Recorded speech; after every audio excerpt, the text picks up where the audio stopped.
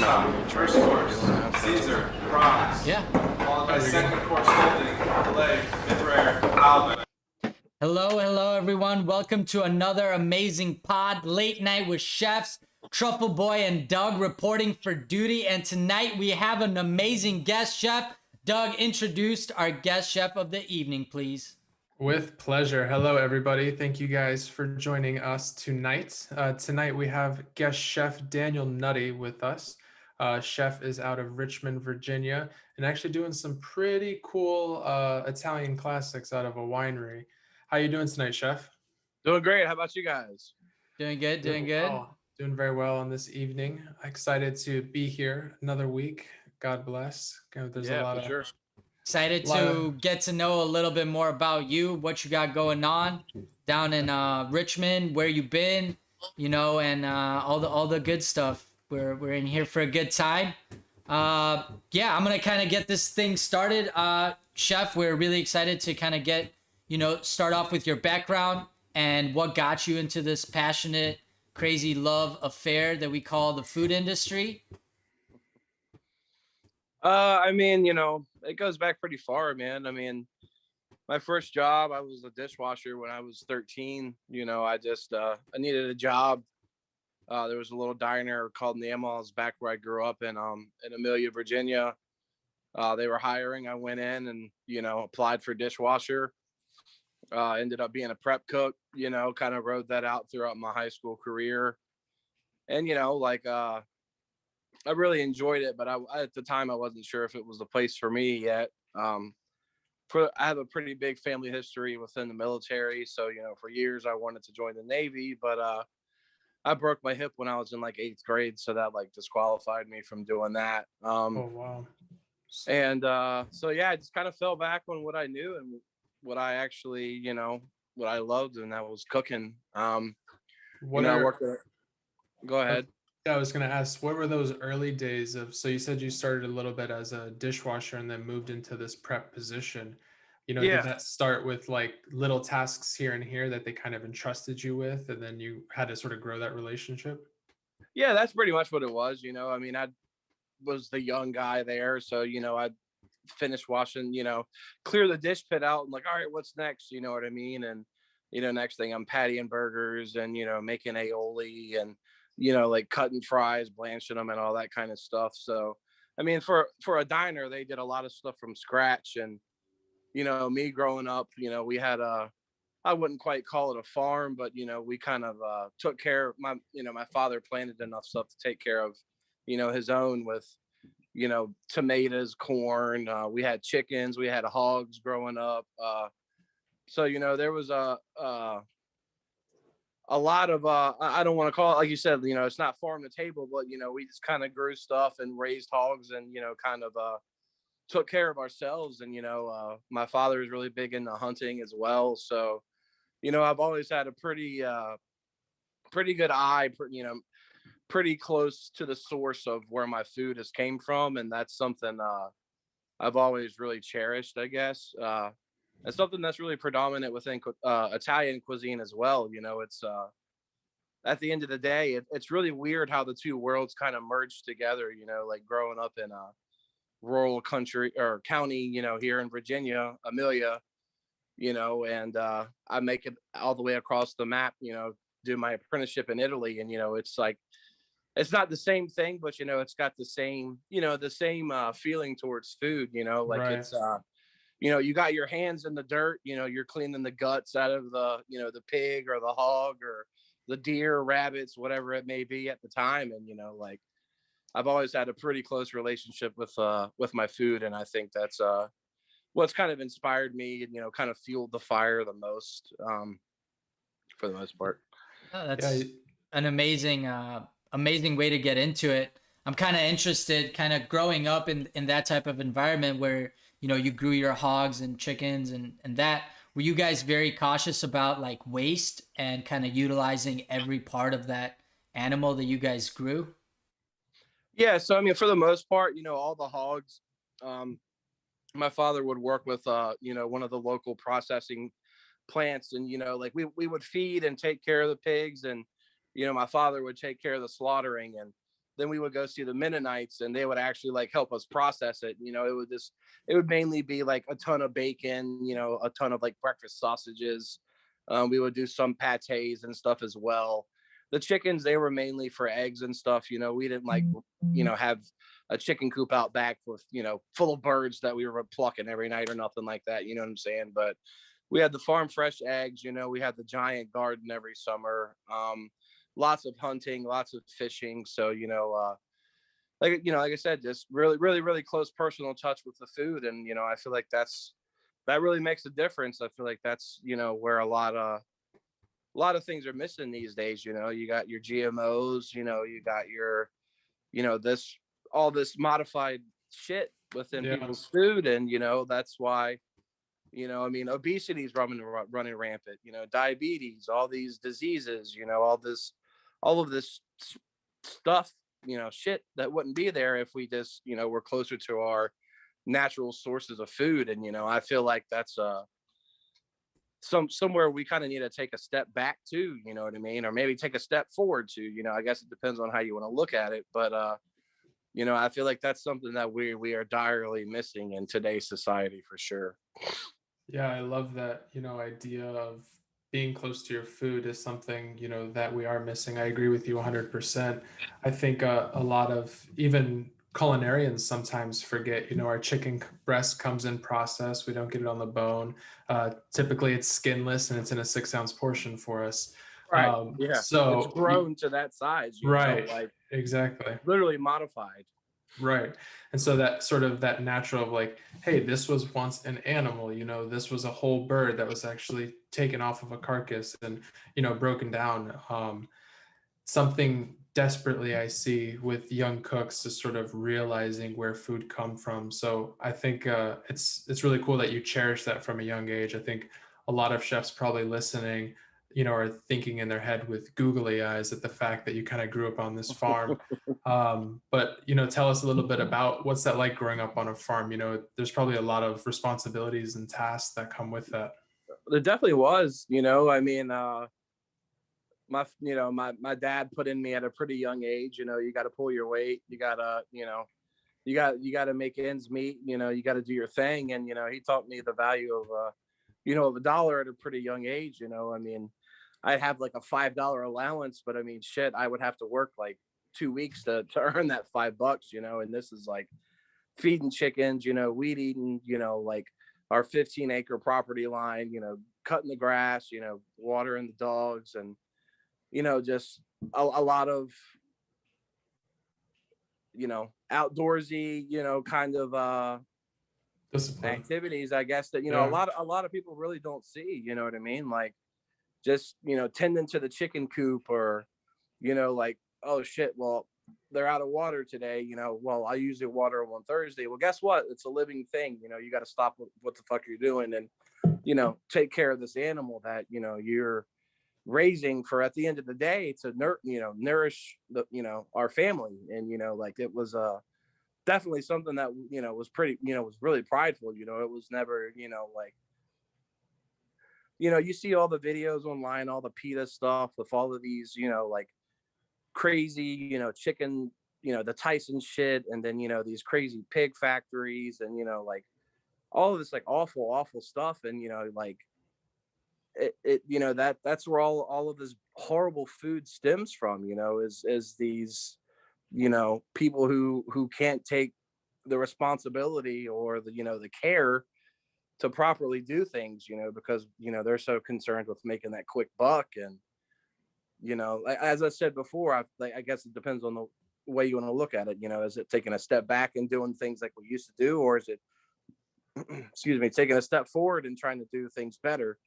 Either way, in my mind, I think we need to wake up and kind of realize, where we're at with, gastronomy, with, culinary arts, whatever you want to call it, and realize, there's a much bigger picture than doing foams or, this smoke infused, cheese, or like, I wrapped this, hanger steak and prosciutto and then did like a potato, like all those techniques and all that stuff is great. But at the end of the day, like if you're not sourcing your stuff responsibly, you know, I don't really feel like you're kind of doing your duty as a chef, you know, as to bettering, you know, our community.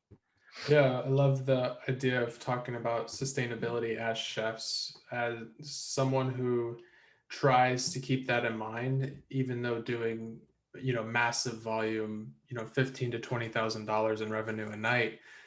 Thinking about sustainability is so important, especially when you're on that level and with the state of our world and whether you believe in climate change or not, it is here, and things are changing, and it's up to Yep. us to really, I think, champion that change within our own communities. I think partly it's responsible of the consumer and they have to make those educated guesses, but I know there's a new Netflix documentary out called Seaspiracy. Yes, I was Yeah. just Okay, I I'll was have to just check that about to out. get Haven't heard of into that yet. that. No, get into it, Vlad, Phenomenal. because I watched it, and I yeah, watched it. I'm fucking Seaspiracy behind. is Sorry. No, it's okay. You've been working. I've been the one slacking. I've pretty much watched every documentary on Netflix. So lot of conspiracy theories. No, but this one is Tell me about definitely Seaspiracy. yeah. No, it's definitely it crazy how it opens up your mind, right? Like when you go and you talk about Tyson's and like the over cramped over antibiotics, all this stuff, and then they go and like say all these companies really can't tell you what is sustainable. Nothing is sustainable at this rate, right? We're doing so many things wrong today that even if we'd have to shut down everything, not eat meat, not eat whatever for a very long time till it becomes sustainable again. But it's crazy how they'll throw these labels on, free range, cage free, Right. wild, Playing farmed, tricks on people. and it's really all bullshit and just a huge marketing scam. And we're, as the consumer, as the chefs, we are buying into that, and we are not calling them Right. out. But Well, there's yeah, we're buying into it and not such huge fact checking. huge organizations that you wouldn't think, having a tuna can that says sustainably Dolphin green, safe. yeah, and then it's 88% tuna, but then who knows what else it is. So definitely a great pod to look at, and it's a great that Doug brought it up. I think to all our viewers tuning in, definitely check it out, see what that's about, because it is very important for us to know where we are getting this food. It doesn't just magically grow, and then you can't just do what you do with these huge factory farms. Not only is it disgusting if you ever visit it, but it's not going to taste good either. So growing your own pigs and doing things like that, even I've always kind of wanted to have fresh eggs every day and not have to worry about that. Again, we live in different type of society now where things live on the internet more than they really live anywhere else now. So it is hard to get back to the roots in terms of as society as a whole. And I think different parts of the country are doing much better than others. I know that you're out in Virginia. I hear lots of chefs working with 50 miles, 500 miles with local farms and such like that, just like they're doing in California. Here in the Midwest, it is becoming more abundant, but still, we have so many small shops, so many people that are 5-10 years behind of where things are today. So it is hard to keep up with how things are rolling, and people don't like change. Right. So, Chef, a little bit into, so you told us a little bit, so you started as a dishwasher and then you kind of started doing some prep items here and there. You said you're at about, high school at this age now. And so what's kind of going through your head while you're working this prep? Well, I mean, I worked at the diner throughout high school. And then after I graduated high school, I, like I said, I still wasn't sure, if what the hell I was going to do for the rest of my life, I guess. And, I went to business school for a couple semesters at a community college. And then I actually heard that there was a culinary program at another community college. So after a few years doing a few years of doing the business thing, it just wasn't for me. So I was like, well, let me try out this culinary program here at this other college. And, like I did 2 semesters of that. And then after 2 semesters, we're like just frying catfish and making meatloaf and, like not to hate on any of that stuff. I mean, look at me. I love eating fried catfish and meatloaf. You know what I mean? But like, that's shit that I made at home with mom. I thought it was kind of silly to go to school for that.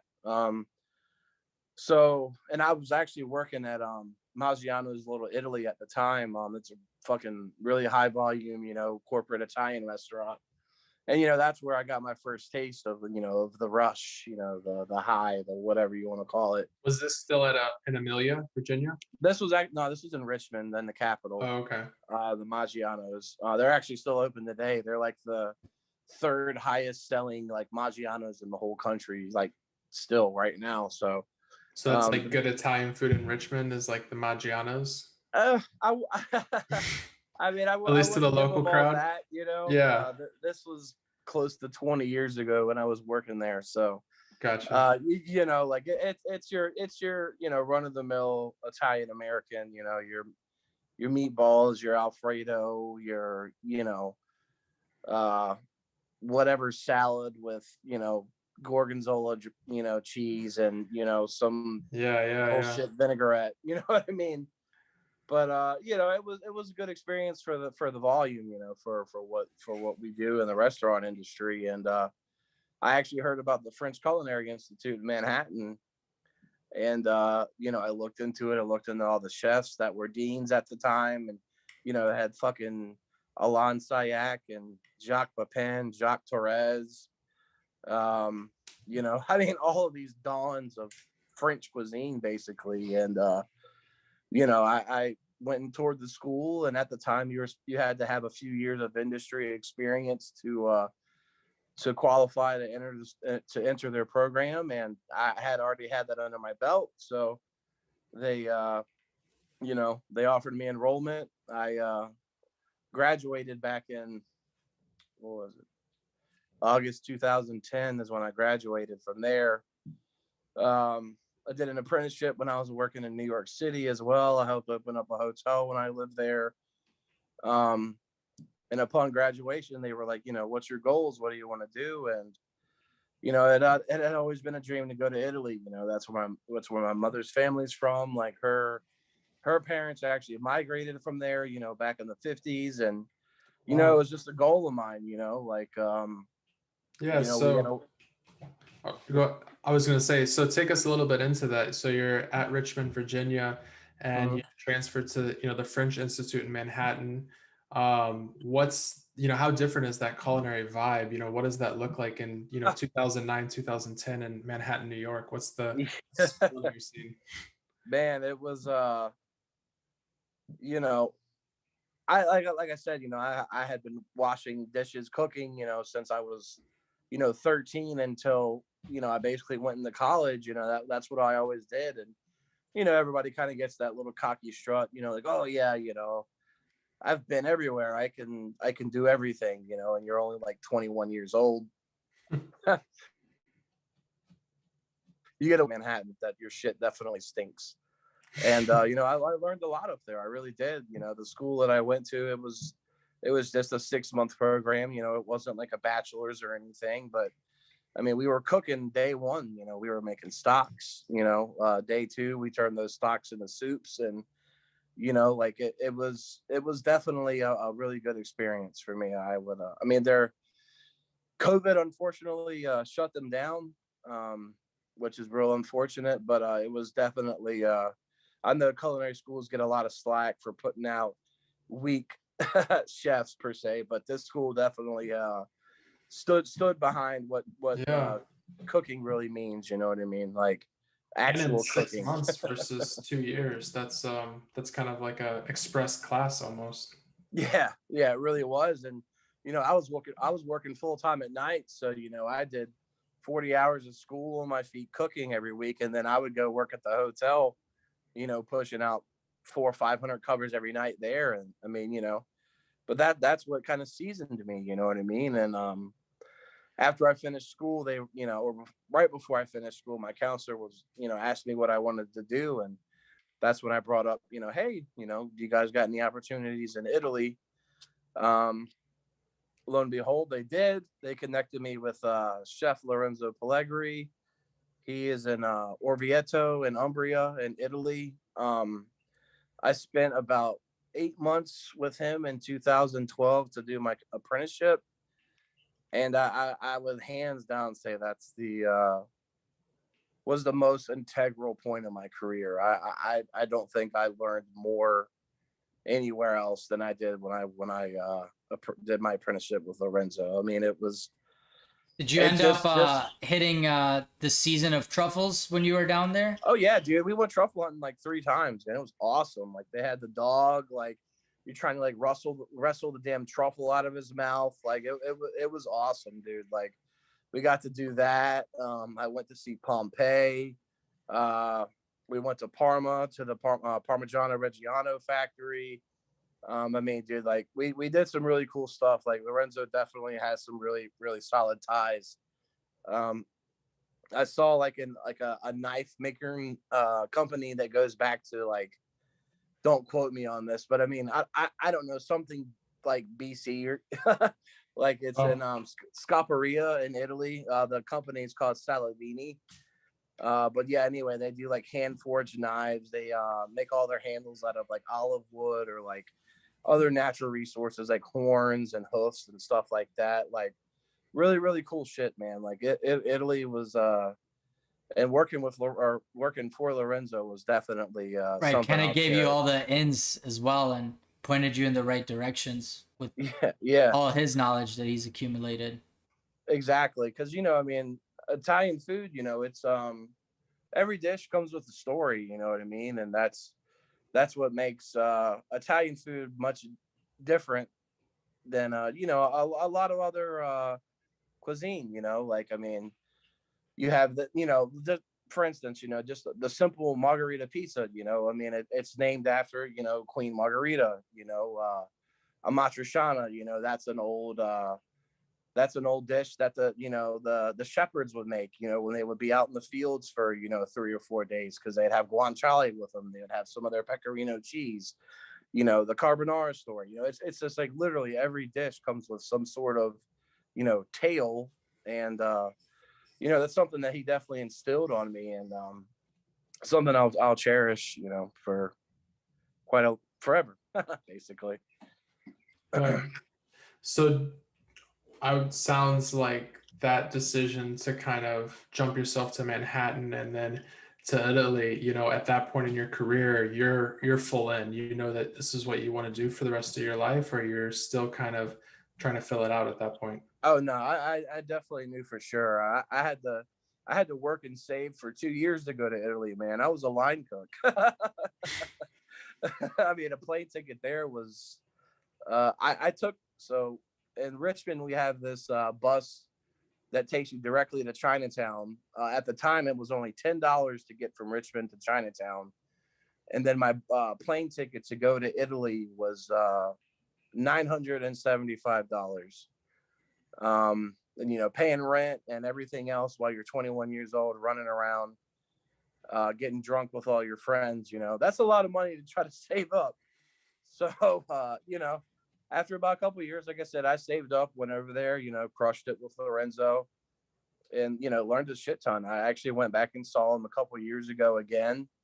We're going to be collaborating on a dinner here once all of this COVID madness hopefully ends sooner than later. And yeah, man, Italian cuisine definitely is pretty integral for just my life. It's kind of what I've dedicated everything to. Yeah. And you told us a little bit about your family's history. So are you first generation over here or second generation over here? I'm the second. So my mother Okay. and her other 4 sisters would be first gen. Okay. So me and my sister will be second generation. I got a few other cousins as well. There's actually a street in Rome named after my mother's side of the family, Piacentini it's like Pia Dia Piacentini or something like that. I unfortunately didn't get to see it when I was there because it was like this really tiny back alley road in Rome, and I was staying in Umbria, and Chef was very against going to Rome when I was there, so I never got to see it. But that's a story that Grandpa always told us, was there was a really tiny street in Rome named after us, and I went over there and looked it up, and there it was, the Piacentini Street or whatever it was called. So that's definitely a goal for me one day, to get back over there and find that and take a little selfie with it. So if you had to, boil it down to like one or two, experiences or lessons that you sort of took from this, studying abroad in another country, what would those one or two, integral things be? You talked a little bit about the stories behind Italian cuisine, but is there more maybe like specific things you learned about yourself? Yeah. Not well, to be honest, this industry is it's very stressful. It's very, it can turn you into a very angry person. I kind of learned there that sometimes you just have to look around and enjoy the moment and be receptive to the blessings that have been bestowed upon you. That's something I definitely learned over there, because being in another country where you don't really know too many people and you don't speak the language very well can really wear you down after 3 or 4 months of doing that. But you kind of just have to take that step back and be like, whoa, you busted your ass to get here and to make this happen. Like, just take a breath in, and then enjoy that fresh air and the beautiful scene that is Italy. That I would say that's one of the biggest things that I took from it. And to always be flexible. At the end of the day, we're in the hospitality industry. We're here to please people. Our egos don't matter. If someone wants a different cheese, on their burger or their pasta, maybe they haven't tried it the way that you wanted, to present it to them. But I mean, at the end of the day, if that's what the customer wants, I feel, kind of like that's, if you can make it happen, there's really no reason to not remain flexible and just make sure everyone's happy. You know what I mean? Because that's what it's really all about at the end of the day. Providing happiness. I love that. I think that's very important. And sometimes the basic thing of providing happiness is lost. Like you said, that is, at the end of the day, our goal is to provide some sort of happiness to our guest, or some sort of emotion we're trying to evoke with our food. Typically it's happiness or joy or love or something to that effect. But remembering that we are there to provide a service, that we are there to provide something for our guests. So, and that's hard to do. That's hard to do most days. Yeah, when in the middle of 200 covers, it's definitely not easy. We'll have Saturdays for brunch, man. We'll do close to 600 covers. We have a whole event park. I run 2 different kitchens with, me and my chef de cuisine, Freddie. Like we have, a big circumference to take care of. And, I feel like we crush it every single week. The staff I have right now, I feel like I couldn't be any more blessed than I've ever been, actually. I've taken over a few other kitchens before, being basically the new guy, like the guy from the outside. I didn't work my way up per se in their kitchen, but, and several other places that I have been. And, like the team that I have now, I literally couldn't be more grateful for. They have grown and evolved so much since I started in November of last year. It's incredible, and that's something I've always really, attached to. I before I actually left Richmond and went to Kansas City, I was the head chef at a place called Deco Restaurant. So it was a Sicilian place. It was much smaller than Brumley Park. I hired on a guy who, he was a friend of mine at the time, and I hired him on. He actually worked at a junkyard. He wasn't getting enough hours. He wanted more hours, needed to pay his bills, and X, Y, and Z. I was like, yeah, man, come on, I got a job for you over here washing dishes. Within 3 months, he was helping me cook on the line. I move away to Kansas City for the opportunity at Lydia's, and I hear 2 years after he finished working with me, he was a sous chef at one of the restaurants in Chaco Bottom here in Richmond. And I mean, like that Wow. made me like so excited. I mean, this dude went from working in a junkyard to being, the sous chef of a restaurant within 3 years. And props to him for making that happen. But like it excites me because it's like, damn, I taught this dude everything from the ground up. That for me, Live the that's what spring really season to excites its me at the end of fullest the with day. Like, yeah, we're gonna make great food. We're gonna source the best stuff that we can. But seeing other people like grow and evolve and get out of a shitty environment that they may or may not have put themselves in, like for me, that's definitely one of the more wholesome things within the culinary industry. I love that. We talked a little bit about that, but there's not enough chefs out there that want to turn out more great chefs. And so it's awesome to hear you carrying that torch and, being that sort of role model. I'm sure there's a lot of chefs listening who would love maybe if you could give us just, 2 or 3 pieces of information to what you really see as those key factors into evolving your team and sort of bringing your team from the place they're at now to where you want them to be.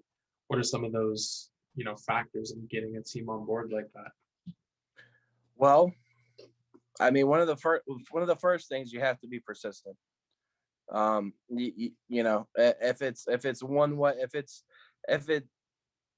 it can't be one thing one day and one thing the next day. That's one thing I've seen, and God, I can't tell you how many restaurants I've seen this in. That when this manager's working, it's this way. When this manager's working, it's that way. Like it's got to be the same way no matter Kills what me chef is when there. that happens. Oh my God, I know, it's like playing like mom versus dad almost some days. Like I had a cook make himself a smoothie and goes, "Oh yeah, Chef John, lets me do that all the time." And I'm like, "Okay, but he's not here. Like you didn't even ask me." You know? right, just a simple ask, and like that falls down onto the, I guess, the middle level management. It's just like you gotta establish, and it's not even respect. It's, what's the word I'm looking Like for here, boundaries like, almost. yeah, that'd probably be more of a proper word. Like I've never had an issue with anything like that where I'm at, because I've been just straight up and honest with all my my pastry chef, my saucier, my CDC. It's, you call it the way it is, and that's it. You have to keep it the same across the board. Now, obviously, if you guys all come to an agreement that, oh shit, well, this decision that was made is no longer working or never worked, then yeah, you have to adapt and you have to overcome. But one of the biggest things that I see in every freaking restaurant is just, it goes this way this day and it goes that way the next day. And I feel like that's definitely not part of a recipe for a successful crew. Another thing too, I mean, you should never ask someone to do something that you yourself would not do. There's still times to this day, that I jump in, I work the line, I wash dishes, I take the trash out, I sweep the floor. That's not above me. That's what needs to happen to get the job done. And I feel like a lot of people get lost in that because, oh well, I'm the sous chef. I don't have to sweep. I don't have to do a line sweep anymore. Like, that's their job. Well, your guys have just been getting their ass kicked for the last 3 or 4 hours. Maybe you can run a broom down the line to help them out really quick. Like there's a lot of a lot of stuff like that happens too as well. But it goes back into the ego thing. You got to drop your ego, because at the end of the day, nobody gives a fuck. They're there to eat food, and that's really it. Like, and if your food doesn't impress them, your ego doesn't mean shit to anyone but yourself. So I guess those Love would be a that. couple things. Yeah, no, No, that's very, perfect. very well said. I agree Yeah. with, all those points. Persistency is so huge, and I like the fact of, don't ask anyone to do anything you wouldn't do yourself. I think there's a lot of chefs that probably have that mindset that they're above doing dishes and they're above sweeping the floor. And I know when I was a line cook coming up, and my sous chef would do a quick line sweep for us. I mean, it's like the best feeling of support in the world. It's like someone's giving you a hug as you're sitting there working the saute station, and you see the broom coming by, and God, I don't have to keep stepping on that saran wrap that I've been Thank stepping God. on for the last 3 covers. No, Right.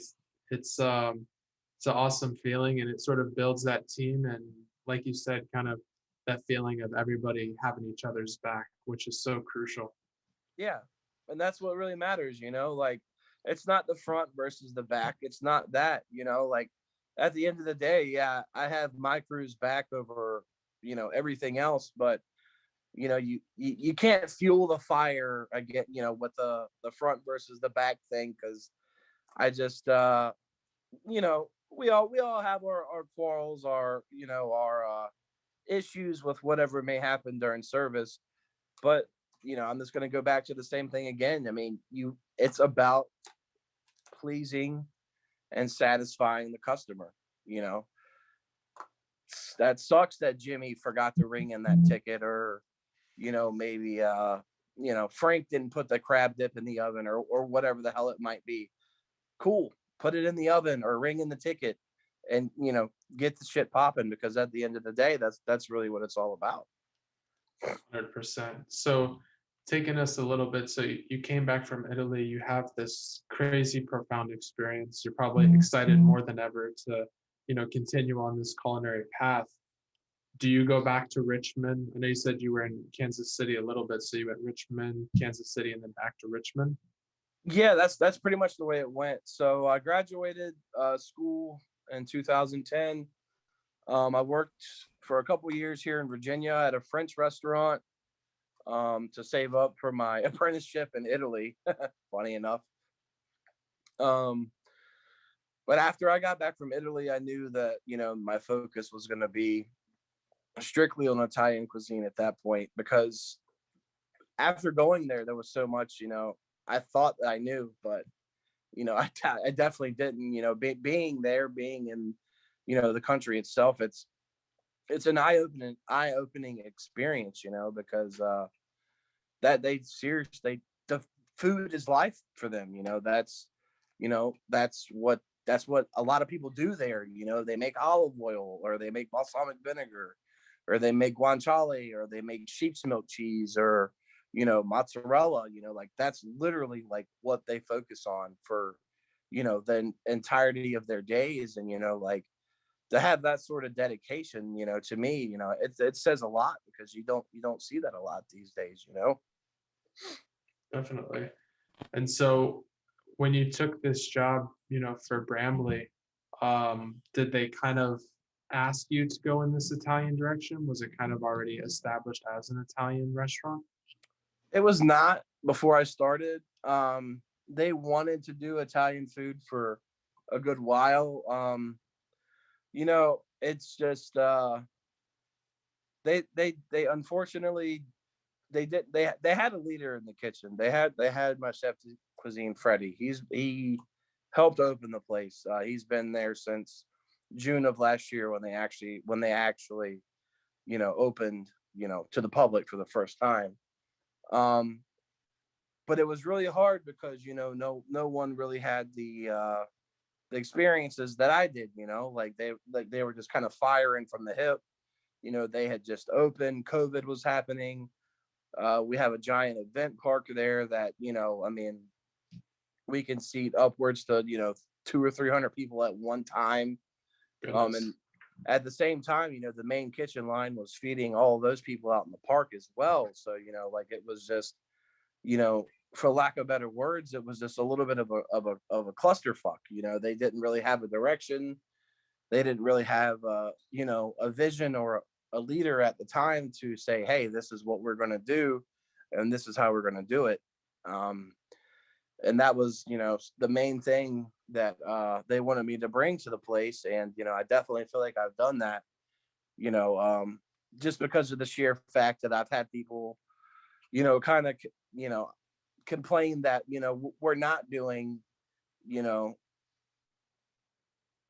some kind of, ridiculous wrap or like pretzels with beer cheese or, like some kind of weird beet salad or something like that, like Yeah. just, those run of the mill things that you see in every restaurant, like we're not doing, because we're doing traditional, Italian cuisine. And, some people that have been, coming there, there was a little bit of pushback at first, but once they tried a lot of the new dishes, like we've turned a lot of people around, because they're like, wow, I never knew, I've never heard of a frico, or I've never heard of a, duck blazzetto, or wow, this pasta shape is really cool. Why is the texture so much better than, this pasta that I've had here? It's because we take the pride and we take the time and we do things the right way. Yeah, I think that's a great, it's a tough thing to overcome in terms of, like from my experience of watching, let's say Kitchen Nightmares or something like that, where you kind of have those clientele that come back, but they're looking for something very niche, but it's not sustainable enough to keep feeding these people instead of changing and getting a much bigger audience. And then, at the end of the day, it's all about building that crew up.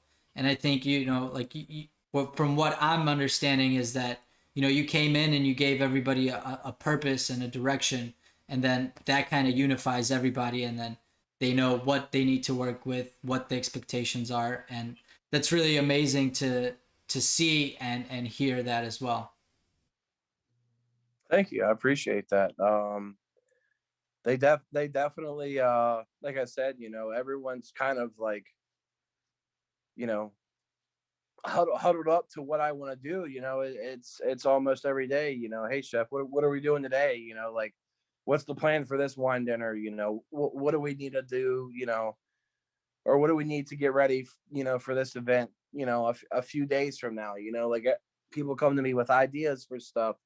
That's something I've always been really receptive with, is, I like to have, my other chefs and, my cooks, I like to have their voice, heard on the menu or with specials or with whatever, just to give them that chance to kind of stretch their legs, to give them a chance to develop something with me. I feel like that's something a lot of people at this place is really, at Brambly has really cherished, because some of the shit that I hear a lot is, like, man, I've worked in so many kitchens before, but I always got treated like, I didn't know anything, or like I was a dumbass, or, like my opinion didn't matter. And it's like, but when I come to you with something, you might be like, well, no, that's not going to work. But, what do you think about this, doing this instead? And, it's just a part of that development of the team, and I feel like that's definitely one of the strongest things that we have going for us at Brambly. We're one unified team in the back. And I just can't say it enough. I'm really blessed to have the team that I have. Yeah, and talking a little bit on that about Brambly and where you're at now, give our viewers and yours as well, what is Brambly, and if someone's in the Richmond area, is that something that's open to the public? Can they make reservations? Yeah, you can make reservations. We're open 7 days a week. We do brunch on Saturdays and Sundays from 11 to 3. We do a little midday menu on Saturday and Sunday to give our guys and gals time to flip over for dinner service. Other than that, we start dinner every day at 4 o'clock. Except for Fridays, we start at 3 o'clock. There's a really early push on Fridays.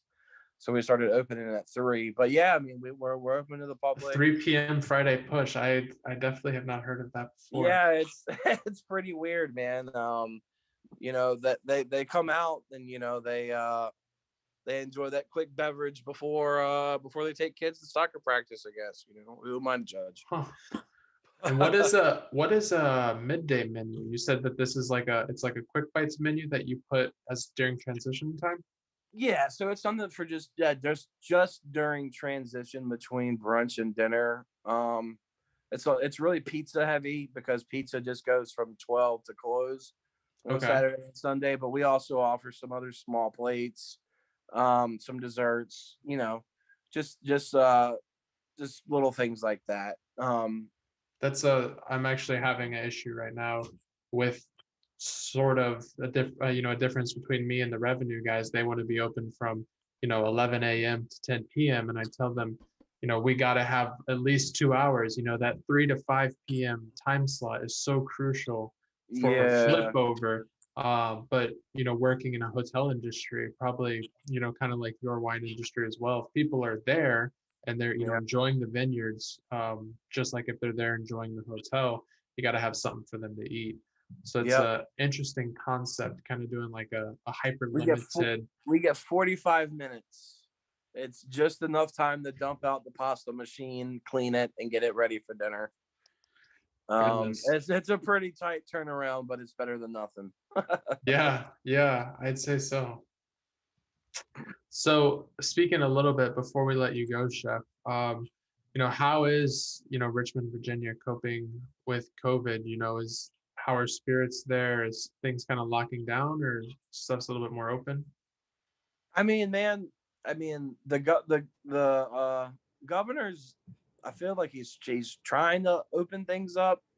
The vaccines are going out. Everybody's getting them, and that's great. I'm really happy all that's happening. But people are definitely going out, man. I mean, they're tired of being shut in at their house. They're tired of, I don't want to say the wrong thing, but the their fear wife's mongering. cooking. Like Yeah. people are ready to get out. They're ready to have fun. They're ready to, and be safe and socially distanced and all that good stuff while doing so. And that's, us being, an event park, we have the space to do that, and I think that's part of the reason why we are so successful at Brambly. We have the space. Everyone can be, 6 feet apart. But yeah, people around here, like there's still pop-ups going on, there's still, new releases every week. I know my buddy Will from Kudzu, he's been doing a delivery service. He's been crushing that. I mean, he's been selling out like every week almost. I think actually like 9 times out of 10, he like sells out for his deliveries. He's getting started again with his food truck will be live again this July. So I'm really excited for him to get that back up and going. That's awesome. The scene's definitely, it's not slowing down. It's not dying. It's just morphing a little bit just to help people get through it. But yeah, people are definitely still really supportive. They're still coming out. They're still living it up. That's good. That's good to hear that, the local community is trying to support as it can. We're actually down in Parrish, Florida, and there was a winery that had gone under for COVID, and it was a winery restaurant next to like a U-Pick farm, but it was actually for sale. And those little niche things like that, like a winery restaurant, or other niche caterings or special events, they're sort of getting wiped out left and right. So I'm glad that you guys are able to find some footing in these difficult times. Yeah, we definitely have, and we do offer, we do like pop-ups here and there too as well with other local like food trucks and like maybe like a stand or whatever too. So while we still have our main kitchen and our part kitchen, we still do reach out to other people as well, and to try to help, kind of just help them out. And honestly, at the end of the day, it helps us out at Brambly as well too, because I mean, it's busy. People, like I said, people are ready to go out. People are ready to have a good time again. And For me, it's really refreshing to see everyone take those extra steps and making sure things are clean and sanitized and safe. I feel like that's something that, you know, as a whole, folks have kind of been failing at, like it's just Yeah. the world, it's not the cleanest place. You know what I mean? So it's a little refreshing to see people take that extra step to keep things clean and sanitized. And Yeah, I just hope it's implemented within the future. I guess that's my biggest thing. No, exactly. Let's hope that attention to detail carries on, right? Yeah, for sure, because there's some nasty motherfuckers out there. Most definitely. Well, Chef, before we go, we just want to say thank you so much for getting on the pod tonight and chatting with us and, sharing some of that wisdom that you've had over the years and from your experiences in Manhattan and Italy and, being able to bring a team together in Richmond, Virginia and kind of sharing that with our followers. And, hopefully anyone who's listening was able to get something out of this podcast today that they can bring back, whether that's talking about persistence or how to be a great leader, or even a sustainability thoughtfulness in our food, which is so crucially important. But we just want to say thank you again, Chef, for coming on tonight. And I think Vlad has a question for you before we go here. Yeah, Doug, I'm going to extend this a little bit. I got a couple of questions. Yeah, go for it. So one, I'm really interested as a chef perspective. I hear a lot of things from Virginia. I hear about this spot. It's called The Shack, and I'm wondering if you've heard about it. Have you eaten there? I have not eaten there. I heard about them actually when I moved out to Kansas City. I know they get their pork from probably the best pork, ranch farm in the state, which is Automalo Farms. They work really, really closely with those guys. They're a wonderful family. The Traniums, Clay and Tyler, and Clay's wife Linda. They do an amazing job. I actually did a snout to tail pop up with them before I left for Virginia the first time. And I mean, oh my goodness, it's just amazing pork. Like, I mean, it's the care, it's the nurturing. And is there a special breed to this pork? Is it like a Berkshire, or is it like they do? I think they're the one I see them talking about a lot is like a Ossabaw pork that they do. I believe they also do a hybrid, which is called a Tuscaloosa, I believe it is. It's actually like a pig that has tusk.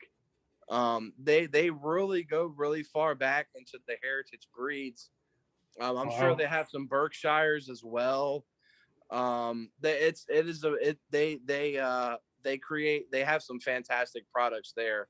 And it's definitely like heritage bloodline, like to the T product, and professionally taken care of as well. They actually they grew a whole plot of bloody butchered corn to feed to their to their livestock, that to their pigs mainly, that they grow. And I mean, hell, that's a heritage strain of corn. I mean, that's how far into detail that these folks are going to make sure that you're getting the best product that you can get. And it shows. I mean, easily it shows. Yeah, there's nothing like when you go to the superstore and you see just like the pork chop with zero intermuscular fat, and then dude, they have pork chops that look like a fucking Wagyu ribeye almost. Like it's marbled that and beautiful. That's amazing pork. That's gonna taste good. You can eat that medium, and it's gonna taste amazing. I usually don't eat medium rare pork. I don't know if you're a fan of that, but I'll go medium. That's about medium, right? That's the safe. Right, same. If all it's right, good pork, I'll go medium. all right, great. I'm happy we think likewise. And then no pork carpaccio, bro. Kind of going back to your time in Manhattan. If I was a student in culinary, the one place I would definitely want to visit, especially at that time, would be Momofuku. So I'm wondering if you had a blast. I went there like 3 times. Dave Chang actually graduated from the same school I went to. Yeah, he did go to the French Institute. Yeah, Interesting. him and I think Christina Tosi might have graduated from there too. I could be wrong, but that was like his pastry chef. She owns a milk bar and all that stuff now. Yeah. So I just read and his then she's book. married I think to- you're right. they're both from Virginia. Hey. That's But yeah, you know, actually you bring that up. My main regret about Manhattan, man, I never ate a WD-50. I kick myself in the ass every day for not going. I was there, I think the year they closed, and I just didn't realize what I was missing, unfortunately. And yeah, they closed up, never went, but you know, that's one place I kicked myself in the butt for not going. No, that's definitely. I did happen to have dinner at La Bernardin one night. My wife's godmother took us there for like a wedding gift, so we took the China bus up there once again, and you know, spent a few days in New York City. They took us to La Bernardin. I took her to Milk Bar and like another pizza place I love in Brooklyn called Fiscotti's. And well, when I was at La Bernardin too, Repair like showed us the kitchen, and you know, like we got to talk to all the cooks and talk to him for a little bit. Like it's pretty badass, man. Like there's a reason why they have 3 stars. Like it was still probably the best meal I've ever had in my entire life was when I ate there, for sure. Anytime somebody brings up Le Bernardin, it's like Anthony Bourdain's description of the restaurant and how the fish guy, you know, would put up, you know, the plastic wrap and do, you know, the entire. So did you get to see like that as well, or you just kind of got to see the kitchen tour? So they were in the middle of service, so no one was prepping, but I got to meet the fish guy. I got to meet Thomas, their pastry chef. That's honestly the only name I could remember at the time, unfortunately. But I mean, their crew and what they do there, I mean, it's like the peak of the peak. I mean, it's amazing. They definitely earned and keep their 3 stars for a reason. If you ever had the chance to go, or if you're in New York City and you're thinking about it, go. It's well worth it, and get the chef's tasting. I had to talk my whole table into getting it / offer to pay for everyone to get it. All right. They actually sent us a surprise course too, since we got engaged. I guess my wife's godmother, she called and told them, you know, I cooked and all that stuff. So, you know, Repair took really good care of us. You know, he actually he autographed a book to give to me. He autographed a few menus to give to us. Wow. It was awesome, man. It was a lot of stuff that you wouldn't expect to happen at a 3-star place. I mean, I'm just a little dude from the country, man. Like, you know, nobody gives a shit about me. And, you know, here I am in the kitchen at Le Bernardin with Eric Repair, like literally like guiding me around the kitchen. Like, hey, this is our fish station. This is our meat roast station. You know, like that was that was fucking awesome too. Well, that's the 3 Michelin star experience, right? Yeah, for real. Yeah. Michelin star experience. So no, that's amazing. I mean, just as a chef, getting to experience that sets your standards and your bars, you know, that much higher, because now you've seen it and you're like, okay, it can be done. We got to do it, you know, as well. So I love that we got to, you know, hear a little bit more about, you know, your influences in terms of culinary experiences in New York, in Richmond. We did have a tuner viewing in from YouTube and asked, what's your favorite dish that you like to cook for yourself? For myself, man, it's this is easy. It's porchetta. I mean, that's just my love until the day I die, outside of my wife. She's in the other room right now, so I had to add that part. But yeah, porchetta, I mean, she would probably even agree with me. It's God sent. So what's the secret to getting that chicharron skin to puff? Because I've made, you know, I've dabbled in porchetta, and it is not simple to, you know, get it perfectly cooked and get that chicharron on the outside. See, a lot of it, I mean, it all depends on the weight of, you know, a lot of, you know, your smaller versions will be with a belly. So, you know, you're probably going to you're going to start the belly at a really high temperature, you know, let's say 400 degrees. And then you'll drop it down to, I drop mine down to 225, slow roast it for about 3 hours. At that point, it's kind of a doinking game. You're kind of pressing it to see how much fat's rendered out. Once you have just enough give, you pull it out the oven, you crank it up to 500 at that point, and you push it back in, and about 20 minutes at that point, you should have the crackling. You also got to steam it while you're slow roasting it too. So putting a little pan of water in there helps it as well. Love it. And then, you know, I got the pleasures to cook, you know, with the super high tech ovens where you can do like the roasting, slowing, and that. Are you usually, yeah, the rationales, the combis, yeah. Yeah, the combis are badass, man. So I definitely see that being a much easier thing to do in a combi or a rationale where you can steam and that's kind of where I was dabbling too. I was just never really able to get that, you know. It is hard to perfect that porchetta. So I like that you chose that as your, you know, favorite dish to cook for yourself. And then, you know, how do you like it served? Do you put it on a sandwich, thinly sliced, or you like it thick with beans? That's it, man. Just on a sandwich, real thinly sliced. We make a slaw with a little bit of chard and some carrots and some fennel. Make a Calabrian chili aioli to put on the bottom. Make some scratch ciabatta bread, and I mean that's it, man. I mean serve it with the potatoes cooked literally in the pork fat. I mean that's Mamma Mia. That's just the best meal ever, if you ask me. That sounds amazing.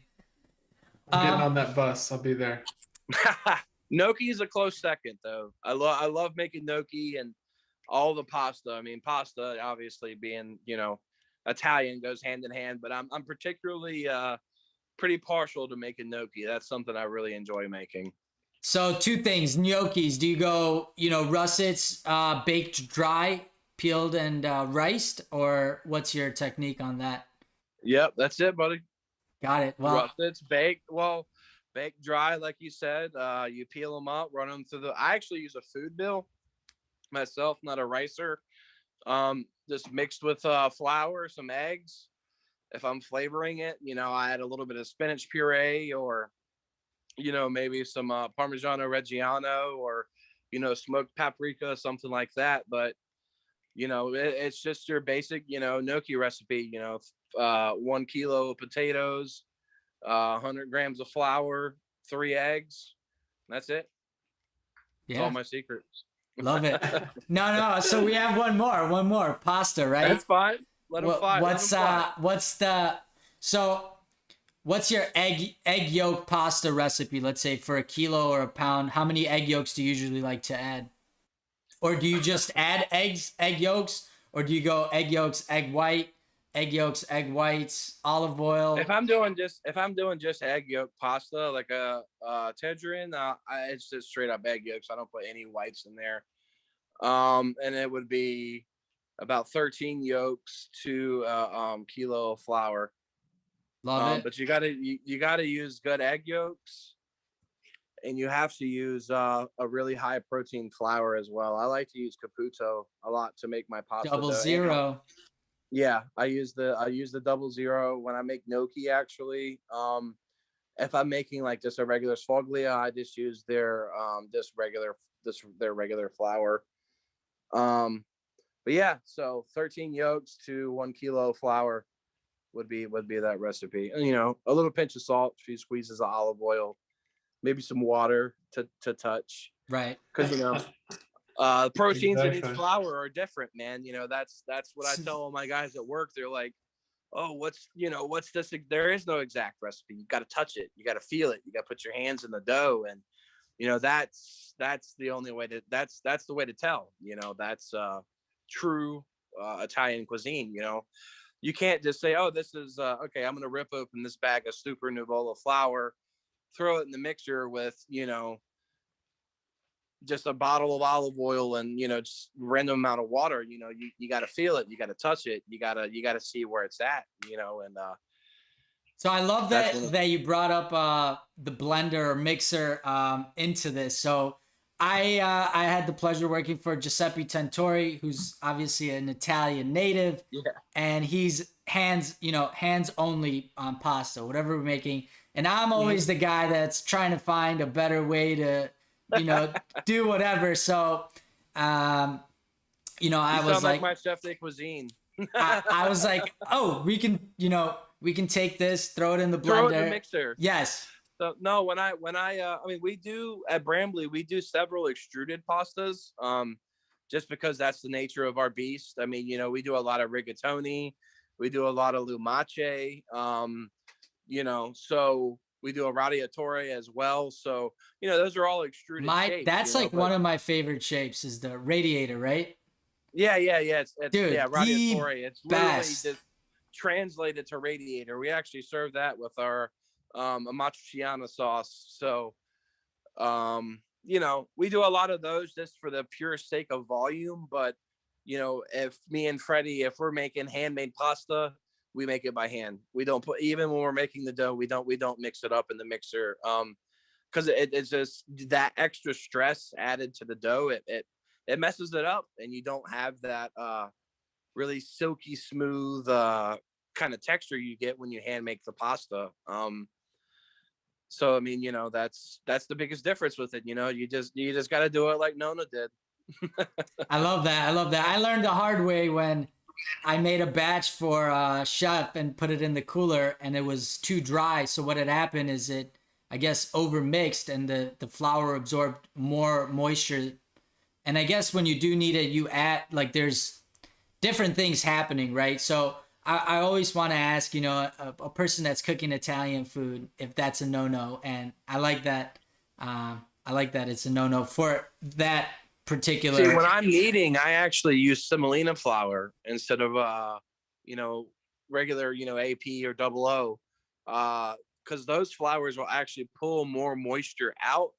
The semolina actually does a better job at keeping it from sticking to your board, and it doesn't add nearly as much moisture as the other flours do. Love it. No, we're getting all the good stuff. You guys hearing this? So Italian dinner, guys. I hope all our viewers are going to be cooking some fresh pasta and making some gnocchi and roasting that perfect pork belly. Or not pork belly, porchetta. My apologies. You're all good, baby. But yeah, so as we kind of wrap things up, we had a blast having you on the pod, as we said before I got into my randle of questions that we asked. But we have one final question that we love to ask all our guest chefs. Why 86? Where did you hear it? How did it come into your life? And do you have any crazy stories about it? Oh, man. I mean, I don't know. I don't have an answer for it, man. I've read on the, I've been down the rabbit hole online. What does 86 really mean? And I still don't really have an answer for you. It's just always what's been written up on the dry erase or the chalkboard that tells you you're fucked if you're out of it. 100%. And since you got the pleasure to be in Italy, Umbria, and some nice kitchens, did you hear 86 being referenced there, or was that really? I sure did. Wow. I sure did. Wow. It's universal in Italy, at least. Universal. With Lorenzo, anyway. That's the amazing phenomenon of 86, But yeah, no, we get interesting stories. We're down that rabbit hole pretty deep. We've had numerous of different accusations and different stories and different. A lot of really, really like realistic stories of what it could be. So one day we might find out. I have a better one for you. No, that's it's all perfect. good. And sometimes, a real reaction is the best. I just keeping it real. Love it. Exactly. Yeah, so that's the 86 phenomenon, but it's embedded in all of us, and it's crazy that it's down in Umbria, Ciao 86, whatever it may be, but it is happening there as well. So hopefully one of these days we'll get to the root of where the origins of it is, but till then, We just want to say a big thanks to all our tuners, all our viewers, everybody tuning in. Make sure to give us a like, a follow, subscribe. Check out Chef Daniel Nutty on the gram. Check out all his amazing pasta creations and all what he's about. Make sure to give him a like, follow, and leave some thoughtful comments. Chef will be sharing lots of love as time comes, as you post. We love tuning in and checking out what all our guest chefs are up to. I'm really good at doing that. I'm a Instagram chef stalker. I'm not going to hide it, but we'll be spreading a lot of love to you. Thank you so much for coming on the pod, sharing this time with us, sharing your experiences. You know, and I love kind of going back through what we talked about is that, you know, persistence, that flexibility, letting go of your ego. And, you know, from what we've heard, you're truly breathing, you know, and letting us know exactly all of that as well. I guess might have gotten disconnected, not a problem. All right, guys, we'll catch you guys next week here. Good night, everybody. Stay safe. Wear those masks.